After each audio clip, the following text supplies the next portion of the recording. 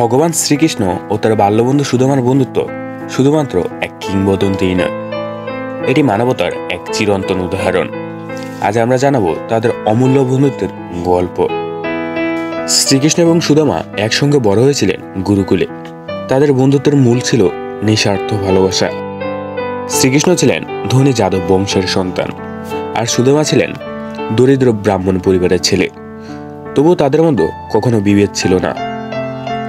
শৈশব থেকে তারা সুখ দুঃখ ভাগ করে নিতেন, কিন্তু শৈশব পেরিয়ে জীবন বদলায়।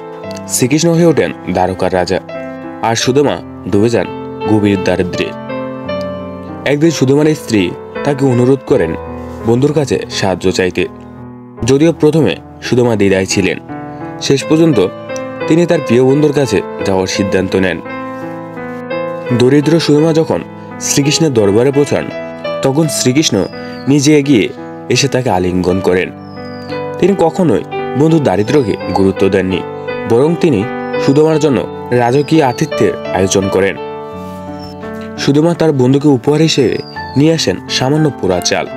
শ্রীকৃষ্ণ সেই চাল এত ভালোবাসা দিয়ে গ্রহণ করেন যেন সেটি তার কাছে ছিল সব থেকে বড় উপহার।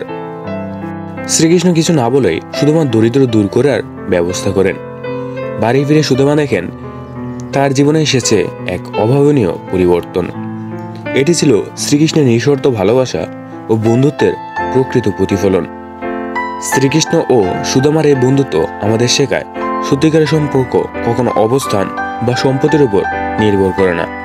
এই ভালোবাসা ও বিশ্বাসের ভিত্তিতে গড়ে ওঠে।